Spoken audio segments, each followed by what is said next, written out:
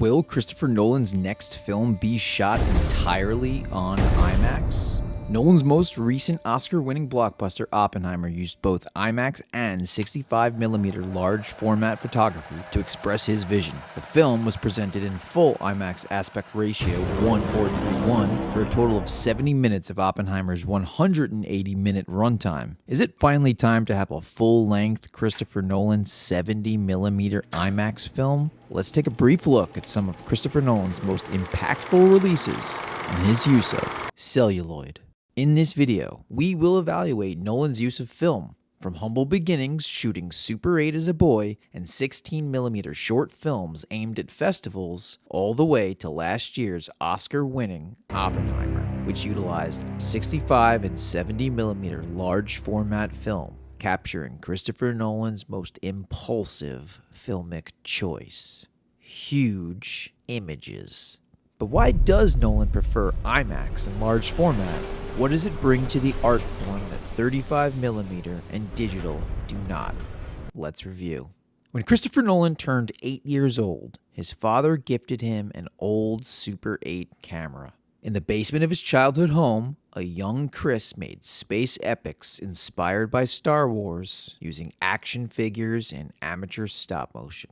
In the Nolan variations by Tom Schoen, we learn Nolan was already building sets for these short films using a ping pong table, egg crates, toilet paper rolls, and powder to recreate explosions. Even as a boy, Chris Nolan was using practical sets and real film to make movies. Nolan continued his use of film with his first two features: Following, which used 16mm black and white film, cost-effective for the self-financed 1 hour and 9-minute noir, and Memento. Memento used 35mm color and black and white film to create a stark difference between the scenes moving forward in Guy Pearce's memory, 35mm black and white, and the scenes moving backwards in color, which represent Pearce's retrograde short-term amnesia, which propels the film in both directions. He would bookend this same technique 23 years later with Oppenheimer, in which color film represents J. Roberts' subjective point of view and the black and white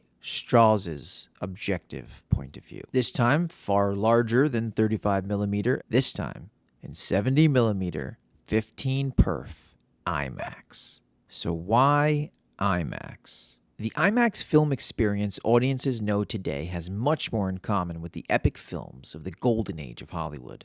Movies like Lawrence of Arabia, shot with Super Panavision 5 perf 65mm and projected to audiences on 70mm in an aspect ratio of 2:1:1, while today's IMAX aspect ratio is a much thicker 1:4:3:1.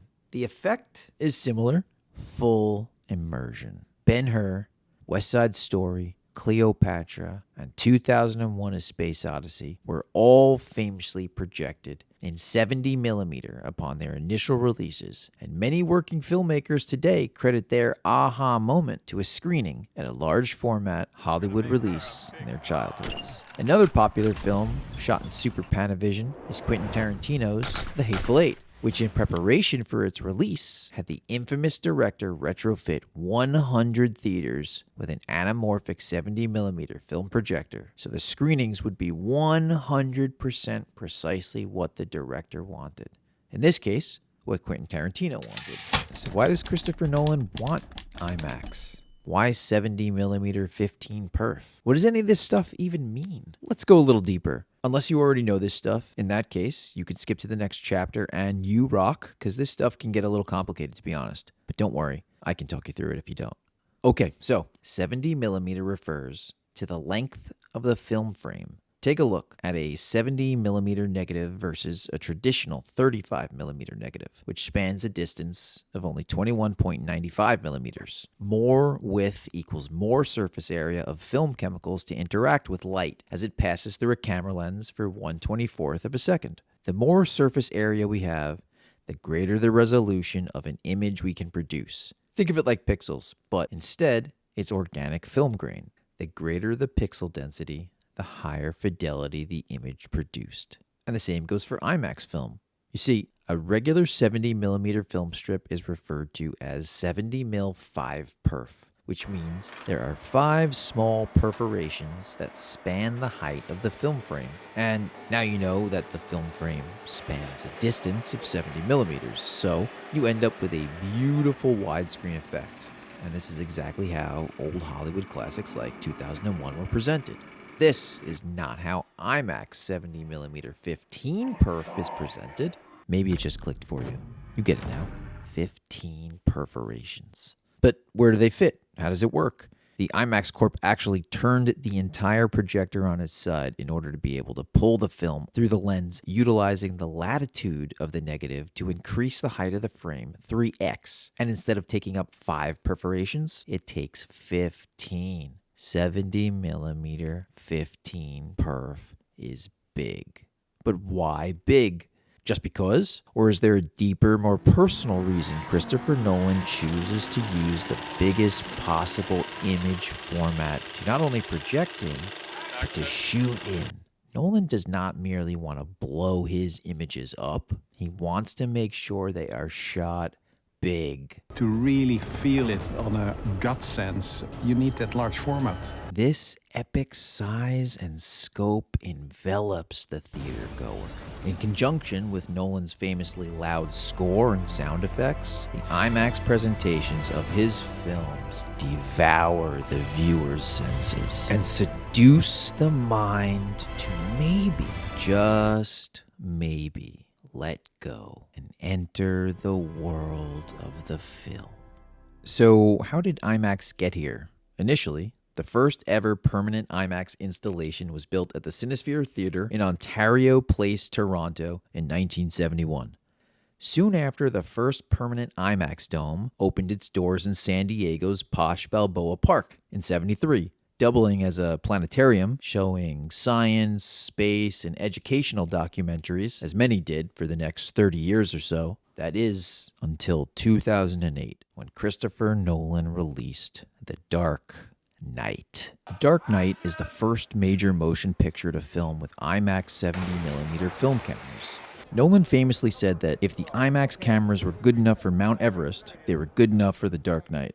The film ends up with 28 minutes of IMAX footage, which resulted from the biggest action sequences being shot and presented in IMAX. This allowed for the action sequences to appear to open up and feel like these big special moments. It definitely worked, and even today on Blu-ray and 4K physical media, the screen still increases for an IMAX-approved aspect ratio. I still watch The Dark Knight like this every time. It's incredible. The vistas as well in Hong Kong and New York are city symphonies unto themselves. Now, I should be fair to digital and go over what some big-name, top-tier Hollywood directors think of digital, as it must have its upside. What do George Lucas, James Cameron, and Denis Villeneuve have in common? They have all shot and directed space epics using digital camera photography. So let's talk about it. Cinematographer Greg Fraser, who shot Dune Part 2 with Denis Villeneuve and The Batman, directed by Matt Reeves. Reeves, something of a hot commodity in Hollywood right now, is shooting gorgeous films with substance and subtext. Fraser uses lighting, focus, and digital photography. Fraser says what he appreciates most about digital photography is how forgiving it is. He believes the sensors are so good they can adjust focus, color, and texture later in post-production. Film purists may scoff at this, and I may want to as well, but Fraser's body of work speaks for itself, and he stands out as a premier cinematographer in Hollywood today. To note, Fraser and Villeneuve finished the film by re-editing the entire digital movie with a 35mm camera to achieve the look and feel of film, and again, blew it up to a 1:4:3:1 on only 12 screens worldwide. I was lucky enough to see Dune Part 2 on 7015 IMAX in New York City, and I do have to say, it was great. I mean, it was so good. It looked amazing. It was incredible. And being a 70mm purist, I've been doing this for a long time. It looked gorgeous. And I do know that they shot it initially on digital. Now, speaking of top-tier cinematography, Christopher Nolan works with the best. Wally Pfizer shot in IMAX with Nolan on The Dark Knight. The Dark Knight Rises, and since has left cinematography for some directorial efforts. Since Interstellar, Christopher Nolan has been working with director of photography Hoyte van Hoytema. Hoyte has practically pioneered all new techniques to utilize the immense, heavy, and loud IMAX cameras to their fullest. This includes just picking them up and putting the behemoths on his shoulders. With every release after Interstellar and beginning with Batman Begins, each film Nolan made with IMAX had not only more IMAX footage, but the team was getting better and better at using the cameras. In fact, they began to develop new systems and speak directly with IMAX about just what type of systems might work best on any new cameras they might be making.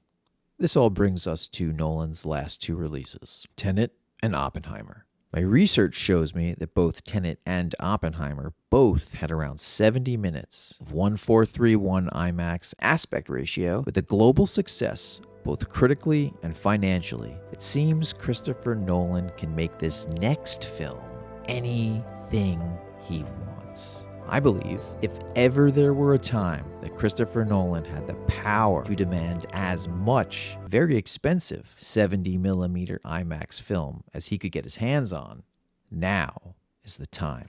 So I guess the question really is Nolan ready to give us the biggest film in history? We live in a world where when I originally made this video, the Odyssey hadn't been announced. But at this point, the Odyssey has been announced, and we know that they're going to be using brand new IMAX equipment. These cameras are going to be 30% lighter and quieter, which means that Nolan's going to be able to put these cameras in places that he hasn't been able to before. We are truly in for something special when it comes to the Odyssey, and we're closer than ever to being able to see what the Odyssey will look like in IMAX.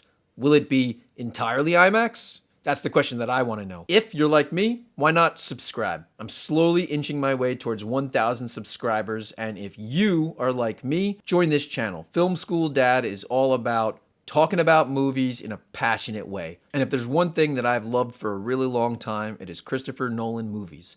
I saw Memento when I was a teenager, and I have been invested in Nolan's career ever since. I can't wait to see what the Odyssey is like. I really think he's going to give us something special, and if we're lucky, entirely IMAX. Check out this next video ranking Christopher Nolan's best films, and it's a bit controversial, but I think you'll enjoy my list. Write your top 7 Nolan films in the comments below. This was Film School Dad. I'm showing off my caper tents. Penguins technically are robots. No, they are not. Initial thoughts, like the first time you ever watched 2001: A Space Odyssey, Kubrick's masterpiece, what did you think? What did you think about it? I don't know if I watched. I wanted to ask your opinion on